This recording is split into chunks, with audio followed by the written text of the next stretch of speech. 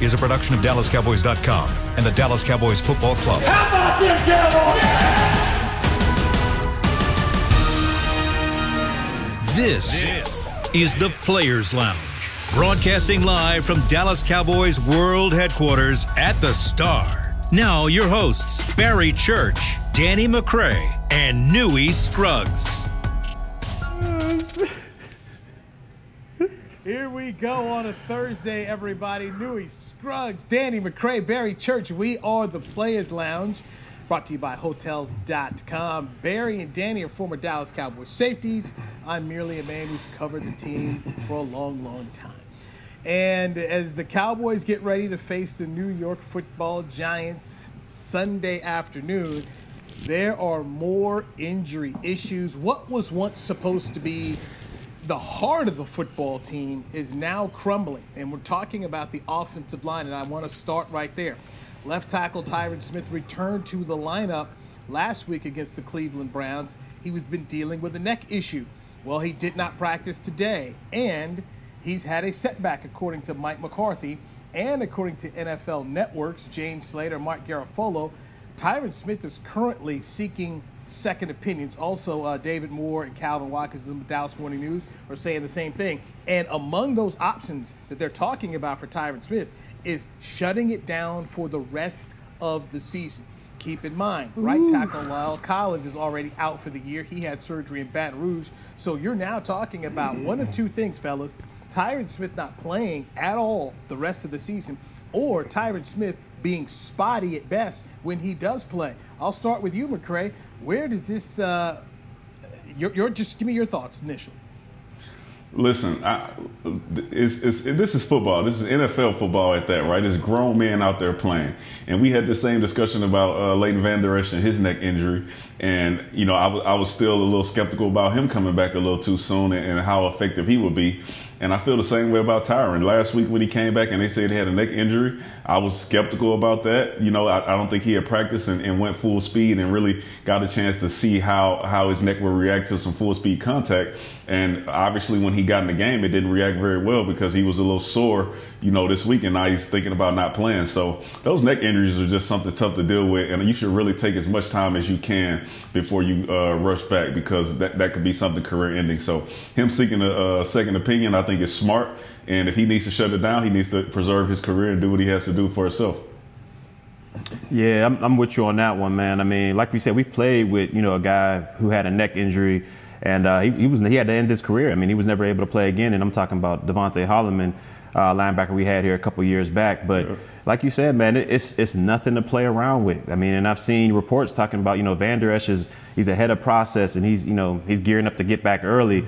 And I mean, the advice I tell him is just, man, look, you got to be careful when it comes to the neck, man. You never want to rush something like that. I mean, I know the team's struggling, and, you know, I'm sure, you know, adding him back and, you know, Tyron Smith being in there would be an added bonus. But I mean, you got to think about your career on this one. So it's smart for Tyron to go ahead and get a second opinion. Go see what other doctors got to say about it. You know, we love the training staff with the Dallas Cowboys, Britt and them boys, but I mean, we're talking about his neck right now, so he got to get that second opinion.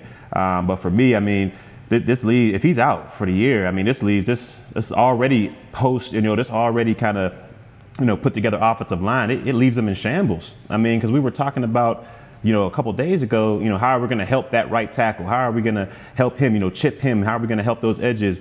But I mean, you can't help both of them at the same time. I mean, it's tough. It's tough, and we got nothing but pass rushers coming at us. So for me, I mean, this could leave this offense in shambles, and it already has a defense in shambles. So this could wreck the season, man. And whew, it's tough. It's tough right now.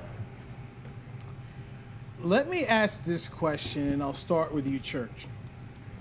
Collins is already gone at right tackle, and if Tyron Smith isn't playing at left tackle this week, that means you're looking at Brandon Knight going over there at the left tackle spot. At what point in time do they decide to say, Zach Martin, go out here to right tackle? Because while he's a fantastic all-pro Hall of Fame guard, we saw him play tackle earlier this year, and the guy looked good. He looked better than the other two guys there. What are your thoughts? The time is now.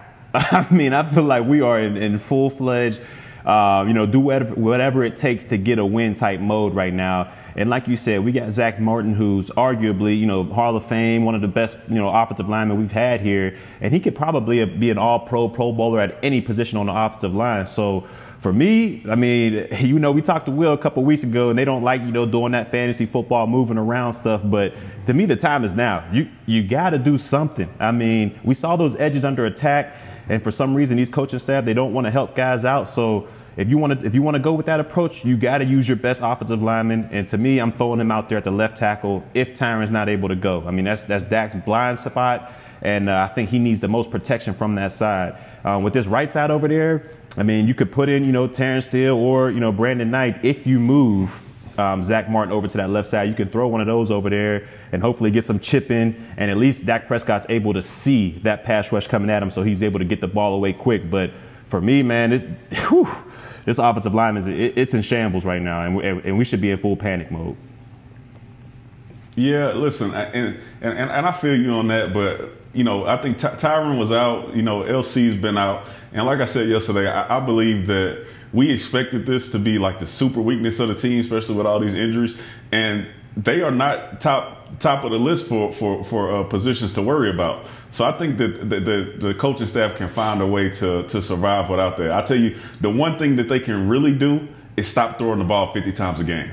Let the O-lineman be physical and run and run block, right? Like O-linemen like to be physical, and you have a running back there where you can punish these guys on the defensive line and let them get off the ball, create some contact, and get 4 or 5 yards of carry, and then play off play action. You can do that. There are schemes that you can run to help out this offensive line. So it's a big loss, but I think that they can handle it, especially if they have a problem out there at right tackle. They should definitely kick him out there as soon as possible, because it's already obvious that they're not going to help the right or left tackle within the scheme. The Dallas Cowboys could be without 3 starting offensive linemen when they face the 0-4 New York Giants. Talking about Joe Looney, the center, he's out, okay? He's on injured reserve. He has an MCL knee sprain, so you've got a rookie, Tyler Biadasz, who's going to be starting there. We already know Collins is out for the year at right tackle, and now Tyron Smith on the left side, potentially missing this game and could potentially miss the rest of the season as he's looking for second opinions on his neck. Guys, you've played this game. When you start looking for second opinions, what is that saying about how you were feeling with your health? It's not good. I mean, if you go to your, to the training staff and you go over there and let's just say you have a pulled hamstring and they give you the diagnosis, usually you're like, all right, I'm okay with that. I can live with that. But if you're going over there and they're saying, hey, this thinger, it should be all right by game week. It should be good. But you ain't feeling that way. I mean, that's a slippery slope. And you have to get that second opinion because, I mean, we're talking about the neck here. We're talking about the body. We're talking about your career. So, I mean, he's smart. He has to get that second opinion. I mean, I'm wondering what you feel about this, D-Mac, because to me, the neck is the scariest thing that can happen in a football career, man. Yeah, I mean, listen, he's worried about his health, and he has a right to be. If you look back at Tyron Smith and his history with injuries, he's been dealing with a bad back for some time now, right? So yeah. I don't know if he went to go get a second opinion on that, but at some time in his head, he's like, look, I've been coming back, and every time I come back, I get hurt again, right? So now I came back from this neck injury, and I came back too early, and now I'm hurting again. So it's just time for me to go see if that second opinion agrees with the first, right? Because I want to trust our team doctors, but at this point, it's been years, and it's time for me to go do what's best for myself. So I think you'll see that. You see that around the league as well, because you see, what we talked about with the Chargers and what they did with Tyrod Taylor, and now you have Eckler, who has a hamstring issue. And to football players, that's a little minor. You just rehab and then you come back. He went to get a second opinion on that. So it's very important for your players to have some trust in your staff. And Tyron, after a few years, it seems like he's kind of losing that.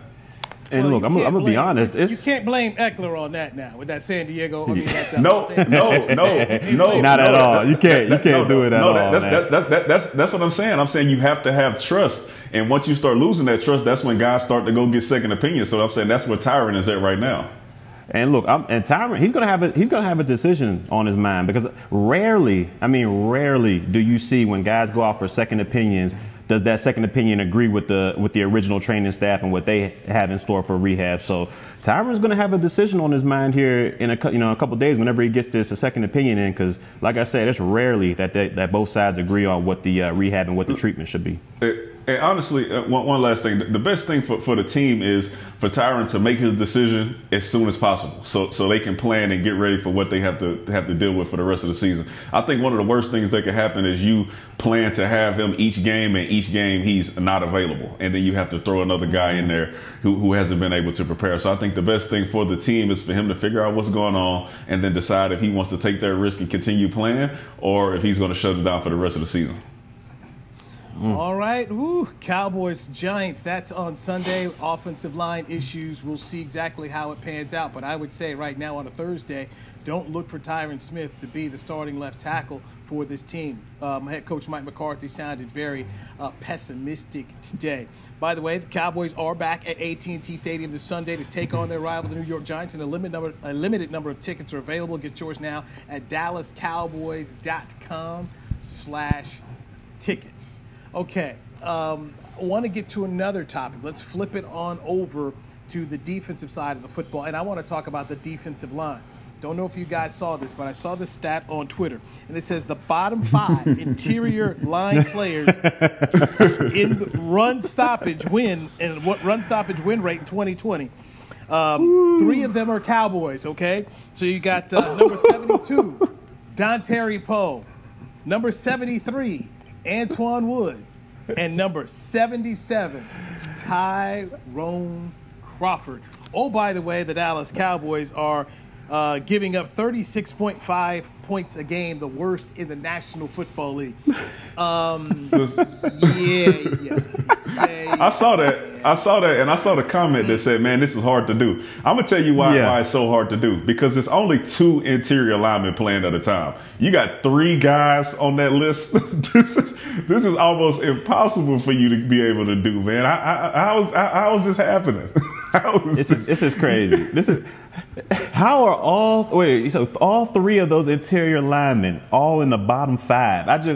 This is, like you said, this is a tough thing to accomplish. I mean, because look, half of the time they're rotating, so you should be fresh, getting in there, giving maximum effort. That's the word of the word of the day today is effort. But I mean, it's impossible to do. You're rotating. You should be fresh. You should not be at the bottom 5. All 3 of your interior offensive line, or all 3 of them at the bottom 5.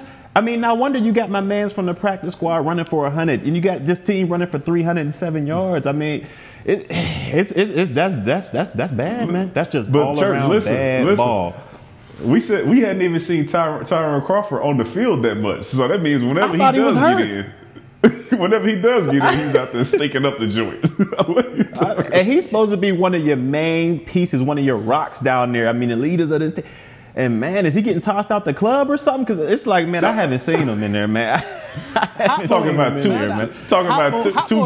gapping is the problem. No, it ain't. Hey, I'm going to tell you what. That ain't the problem. No hats, no tennis shoes allowed in the club, man. I mean, it's getting out of pocket right now. I mean, we saw the disrespect that, Cleveland had for this defensive line. But, I mean, now Pro Football Focus and all them is just rating these boys just downright terrible. You gotta shake your head on that one. We give a shout out to Tristan Hill. I mean, he's not on the list. That was the guy we were looking at the most coming into the season was Tristan Hill. Tristan Hill's clean on this. He's not bottom 5. It's Poe, Woods, and Crawford. Hey, and what the funniest thing, you know who's doing their dance right now? Taco Charlton, man. He's out there in KC handing out tacos, handing out strip sacks, man. What is going on? 2020, man. That's all I'm gonna go ahead and I'm gonna just say, this guy just scrap it up to 2020. That's all I can say. See, he's got more sacks than Khalil Mack. Like some of the top rushers in the league, Taco has more sacks than those guys. And we sitting over here with whatever it is that we have so far. Word on the street. Word on the street is he said all he needed to do was get out of Dallas, man. That's what he said. That's all I'm saying. Now, I don't know what's going on, but Taco Charlton, top pass rusher in the league. I believe him. He's making it work. He believes in himself. Hey. Well, Miami didn't work out so well for Taco now. That's true. So That is true. That is true. Now, here's what I would like, okay? I saw The Athletic did a hit piece on Jalen Smith, and I was listening to the Yahoo NFL podcast today, and they were talking about effort, and they took another shot at Jalen Smith. So I just want to know, will people start to jump on Crawford, who's making more money than Jalen Smith? I mean, when you're talking about guys and defensive problems, and my thing is, I'm not saying Jalen is not a person to look at.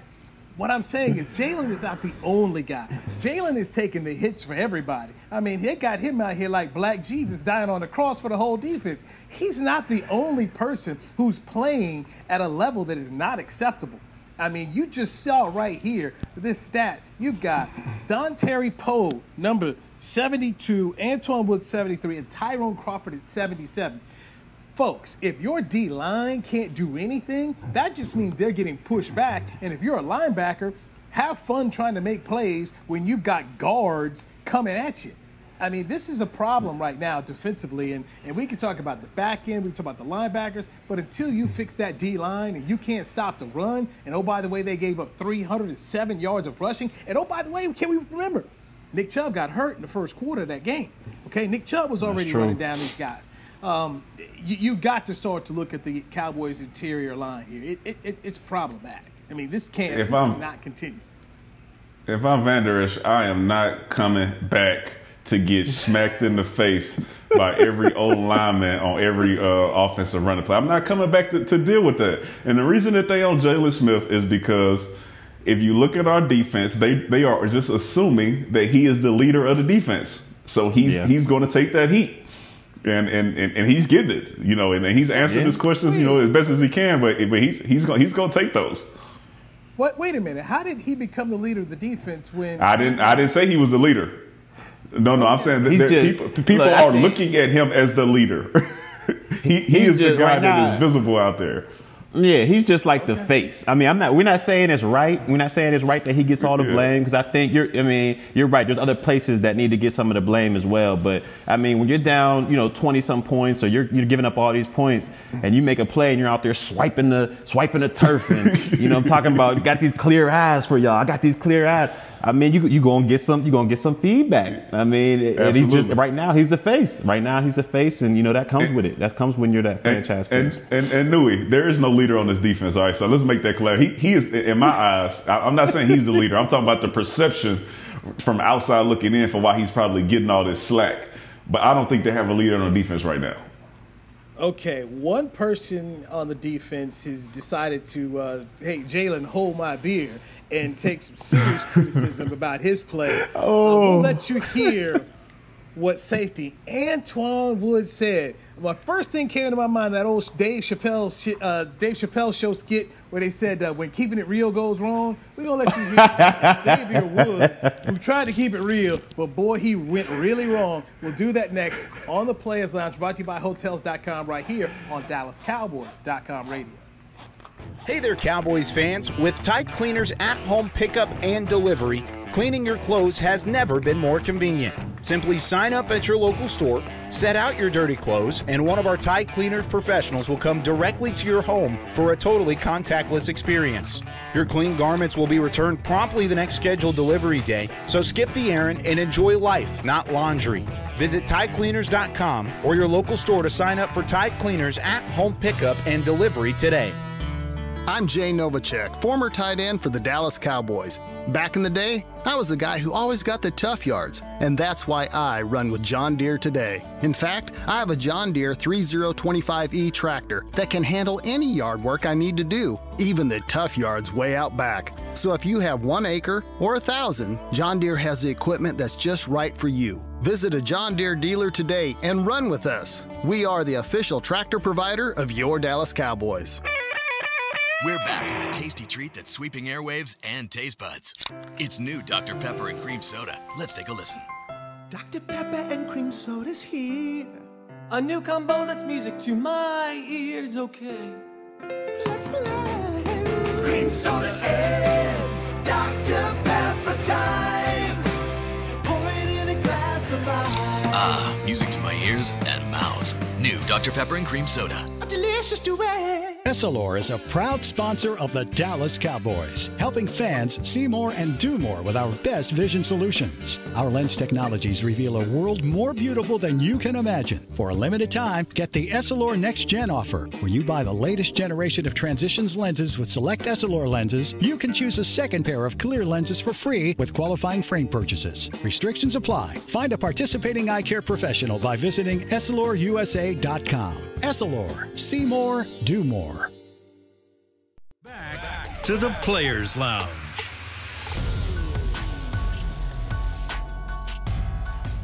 Hey, coming to see the Cowboys play this weekend. Make sure you know before you go. Wear a mask, keep distance, and be prepared for cashless transactions. Please be aware of all safe stadium policies prior to arriving at AT&T Stadium. Visit DallasCowboys.com/SafeStadium for details. You're checking out the Players Lounge right here. It's brought to you by Hotels.com. We are in our SWBC Mortgage virtual home studios. I'm Newy Scruggs, longtime Cowboys reporter, and I'm joined, as always, by two former Dallas Cowboys safeties, Barry Church and Danny McCray. Since you all are specialists at the safety position, I want you to take a listen to what Xavier Woods had to say. The Cowboys are getting lit up for allowing 49 points to the Cleveland Browns, and Xavier Woods had this to say when he spoke to the media because he was asked about the effort of the defense, something a lot of people has questioned. Here's Mr. Woods. Our effort's been good. I mean, in certain plays, some guy, me included, it may be a lack, but overall the effort is there. You don't expect, we're in the NFL, you don't expect guys to full speed for 70 plays. That's not possible. But we're gonna push as hard as we can. We know you don't expect a backside corner to go make a play on the opposite side.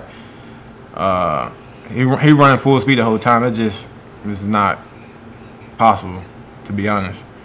But yeah. McCray, go. Bro, listen. None of that it makes sense, right? I think he need a fact checker in there. What? So you don't expect the backside corner to make a play? On Odell's run last week, if the backside corner is sprinting, he saves that touchdown. And the overall effort is there. Is he watching the same film that we watching? He can't be watching the same thing. Overall, the effort is there. You can't expect somebody to run for 70 plays. You are a professional football player getting paid to run and sprint to the ball and make plays, and you gonna sit here and tell me that nobody's expecting you to hustle and sprint and not have a loaf on every single play? You are out of your mind. This dude has lost it, and this is a perfect example of what is going on this defense. No accountability, and the expectation is so low. Listen, the expectation for hustle and effort walked out of this building when Rod Marinelli left, and I don't think it's coming back. You right on point. What was he thinking? Come on, Woods, baby. What are you doing out here, man? Look, you can't. What do you mean you don't expect the backside corner to make a play on that? That's what his job is to do. If everything else breaks down, if you're sprinting like you're supposed to do or running like you're supposed to do, he might not get there, but at least it gives your team a shot. I just don't understand what's going through the mind right now of these kids, man. They, like you said, when Marinelli left, that hustling, that effort, that mentality left right out there with them. And, I think it has to do, there's no fear. There's no fear of repercussions on this team right now. If I'm in that spot and I'm afraid, hey, if they catch me on tape loafing like that, I might get cut. It's just outrageous right now. You putting that display on tape. It's impossible. It's impossible. At least show some strain. Look, the veterans of the game, they know, man. Look, you might not be running the 4-3 in the fourth quarter, but you damn well better make sure that face and them arms are pumping. So if they don't get you on tape, if they get you on tape, you ain't gonna get a loaf. This is outrageous, and I just think it all comes back to there's no fear. There's no. There's nobody being held accountable. Like I said before, if that was me out there and I put that display on there, I'd be afraid I'd be cut or I'd lose my job. So for me, it's just a different type of mentality they have now, I guess.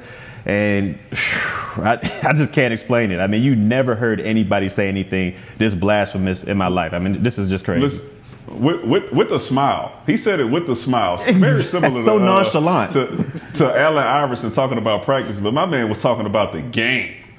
We don't sprint every play in the game. Are you serious? That ain't possible. Why are you asking me that? And listen, and let's break this backside corner thing down. If you look at the play was a reverse. So actually Odell ran further than the backside corner ran to get to the end zone. So you can't sit here and tell me that it's not possible for that dude to get there before Odell. The dude ran all the way across the field 50 yards and then all the way into the end zone. And you telling me a professional NFL corner that's out there covering speedy receivers can't make it to go try to hustle? You kidding me? Like, and I need to see Go ahead. I need to see one of the players come out and knock this down. Because if nobody says this, it's just like it doesn't really mean anything. This is what I say when you don't have a leader on the team. The reporter needs to come out and ask what you think of what Xavier Woods said, and somebody need to come out and say, yeah, he was way off with that. We don't accept that, and that's not how we play around here. If not, then it just shows where we are on defense. Well, to make sure I get it clear now, he said certain plays it may be a lack. So he just said on certain plays. Certain plays there may be a lack of so that's just not. You don't say that. You just can't say. I mean, like, look, if amongst players, man, you might be like me and Danny, man. Back in the day, I'd be, talking like, man, hey, man, I'm tired as heck out here, man. I don't know what's going to happen. But that's me and Danny talking. Like, that's me and him having a conversation. You don't go to the media and sit there and say, man, hey, look, you don't expect me to make every play out there. I just can't do it. It's impossible. And the way he said it, just like, man, it's cool. I mean, we just don't make. I mean, we don't hustle every play. It's all right. I mean, it's just the way he said it. The whole demeanor is just. It's out of pocket. This is why he's full of it and it don't make no sense. That was the first play of the series. You telling me you was tired? Like, what are you talking about? That was the first play of the series. It ain't like you went on a 10-play drive. You know what I'm saying? Your offense was just out there. You did an onside kick, so you rested. And you got out there on the first play, and that's what you put out there. So I don't want to hear nothing about being tired and impossible. You can't expect somebody to run all those plays. That's the first play, the biggest play of the game. And you telling me you can't do it. That's bogus. And it ain't like these boys is running down on kickoff. I mean, they over there stretching while kickoff's happening. They should be coming in there, I mean, lungs fresh, everything ready to go. And if you look at that reverse, if you look at that specific play, it just shows everything about this Dallas Cowboys defense in 2020. I mean, you got cats loafing. You got 4 guys. He made one cut, and 4 guys went all the way over there to Euless somewhere, and he ended up just splitting and going. I mean, it's just ridiculous, man. Church, 2020, baby. 2020. You gave up 50, so you wasn't hustling that much in the game. All right, it ain't like you were just going balls to the wall the whole game. You ain't played much defense, so I don't want to hear about how tired you was. None of this makes any sense. No part of what he said makes any sense. And if his teammates does not hold him accountable, then this is going to be a continuation throughout the entire season. Rob Marinelli is over there laughing at these dudes. He's disappointed, but he's happy that he's not here. Like, how do you discipline these guys, like, going forward? Like, what if somebody's over there, man, I loafed that last play. How can you go ahead and discipline him but not say something to your safety that goes to the media and says, hey, look, man, hustling is just not in our nature. Like, going forward, this is a slippery slope, man. Slippery slope. What did the coach say? Newy, didn't Nolan come out and kind of second that? It's not an effort thing? Yes, Nolan said that on Monday, okay? So Nolan said that Monday, and Woods came out and said this later on this week. I think Jalen Smith, I was trying to look this up. I think Jalen Smith tried to help Woods out a little bit in the statement, because I think he was asked about it. I'm trying to find it. I can't right now, but let's take a break. Let me find that Jalen Smith comment, and we'll get back into this. And also, when you talk about benching and being benched for a lack of effort, one team decided to do this with a very important player. Let's dive into that. You're checking out the Players Lounge, brought to you by Hotels.com, right here on DallasCowboys.com radio. Since 1865, Stetson hats are American-made with pride right here in Texas. And Stetson is proud to be on the field with America's team. Want to show your Texas and team pride too? You can. By purchasing your own Stetson, you can look just like how the flag guys do on field at every home game. Stetson hats, the official crown of all self-respecting Cowboys, and your favorite football team. Get yours today at shop.dallascowboys.com or at stetson.com. Your new apartment's big. Such a great deal. It's okay. Just okay? What's not to... Right above the subway! Well, I bet you don't even notice it after the... That's my neighbor, Angus. A deal that's just okay is not okay. Get a great deal with America's Best Network. Come into an AT&T store to find out how to get one of our popular smartphones for $0 down, based on GWS One score September 2019. To Dallas's frontline responders, thank you. To show its gratitude, Tide is offering free laundry services in Dallas to the families of frontline responders. Simply bring your laundry and your identification to Tide Cleaners, and they will wash it within 2 days. One thing less for you to worry about. While you take care of us all, Tide will take care of the laundry for the families of frontline responders. To learn more and find a location near you, visit hope.tidecleaners.com. Essilor is a proud sponsor of the Dallas Cowboys, helping fans see more and do more with our best vision solutions. Our lens technologies reveal a world more beautiful than you can imagine. For a limited time, get the Essilor Next Gen offer. When you buy the latest generation of Transitions lenses with select Essilor lenses, you can choose a second pair of clear lenses for free with qualifying frame purchases. Restrictions apply. Find a participating eye care professional by visiting EssilorUSA.com. Essilor. See more, do more. Back to the Players Lounge.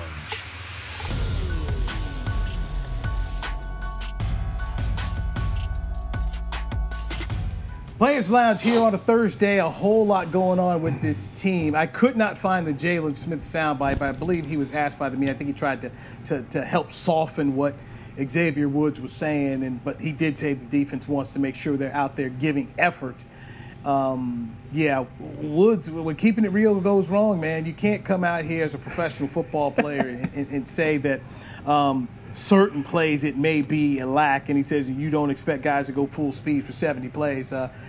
That's just unacceptable. And if Mike Nolan is accepting that as a defensive coordinator, and if Mike McCarthy is accepting that as a head coach, then the Cowboys are going to have some serious problems. And boy, there's more issues out there, man. By the way, Tyron Crawford apparently has an ankle injury and did not practice today.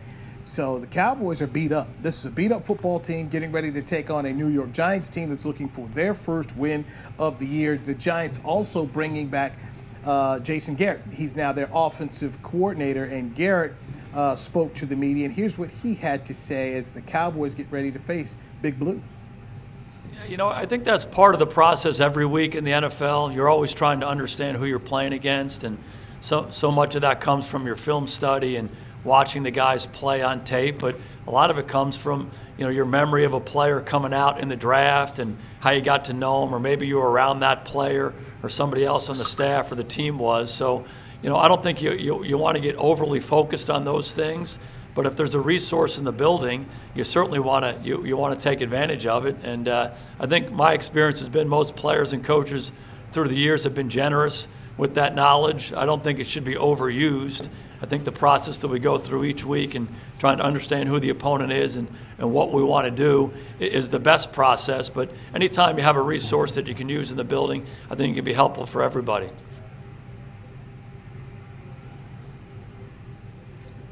So that's Jason Garrett, and obviously he understands the Cowboys team. He coached here. Mark Colombo is their offensive line coach in New York. They've got Freddie Kitchens, a former Dallas Cowboys assistant with the Giants now. Derek Dooley, former Cowboys receivers coach, is with the Giants now. And former Cowboys DB coach Jerome Henderson is now with the Giants. And then a couple of former players from the Cowboys are over there now. I know quarterback Cooper Rush is with the team. So they've got a few folks who understand what the Cowboys can do. One thing that we do know, guys, is this Cowboys team is nothing close to what we thought it would be to start the season. The injuries are mounting up, and this is no gimme win at all against the Giants. The Cowboys better be ready to play 4 quarters of football here, especially if they do not have left tackle Tyron Smith for this one, McCray.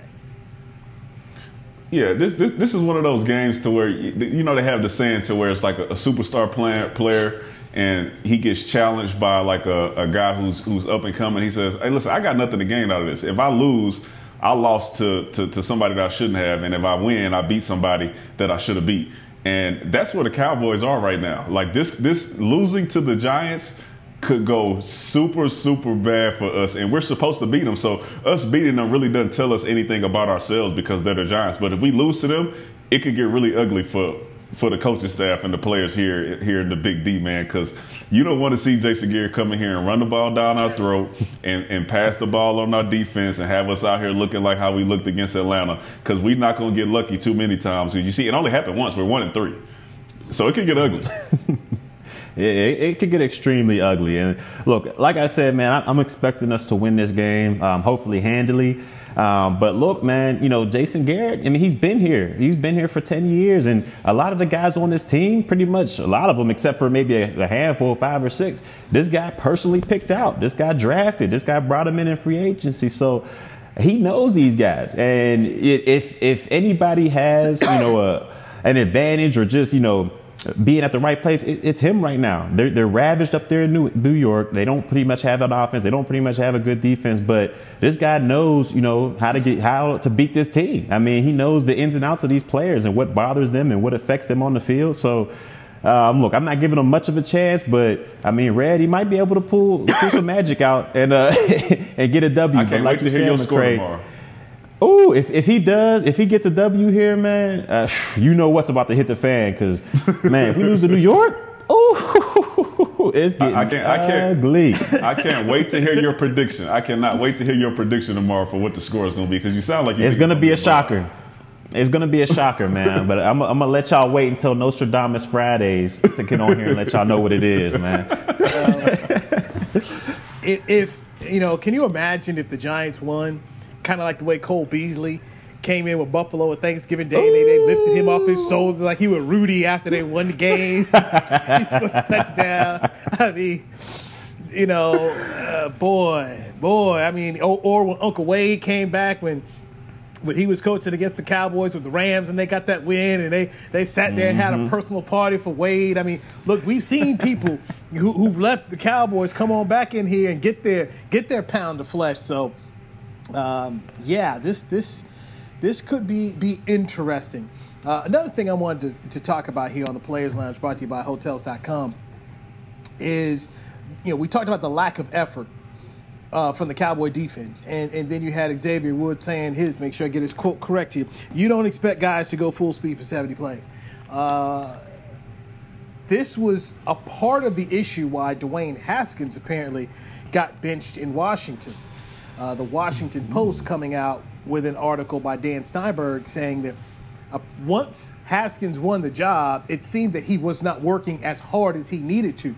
And in the report, they said that Alex Smith was beating Haskins to the facility. And just a lot of things didn't sit right with people. And they felt that Dwayne Haskins' lack of focus and the way he played against Cleveland was a winnable game. So they not only decided to demote him as the starter, he's knocked down all the way to number 3, which comes to what we kind of been saying here. The lack of effort is not acceptable, but in Washington with Ron Rivera, you're seeing repercussions. I'm wondering if there are going to be repercussions in Dallas for these Cowboys that don't go out and give the proper effort. I don't think so, because like we said, Mike Nolan came out on Monday and said it's not an effort thing. I think the guys are playing hard. And then you had a player come out and reiterate that it's not effort. We can't sprint 70 plays. Mike Nolan knows that. It's not a big deal. So, I mean, the repercussions are not going to come to the players. And you know, we always mention Nolan, and we always fail to mention Al Harris, and I think it's Maurice Lindquist. All right, so we talked all this stuff about these defensive backs and their eyes being in the wrong place, blitzing on run blitzes and running straight past the running back, doing all type of crazy stuff, and we blamed it all on Nolan. But me and Church, you know, like I know, a lot of times the secondary coaches have full control of the secondary and how these guys play. They spend most of their time in the DB room. So Nolan is to blame.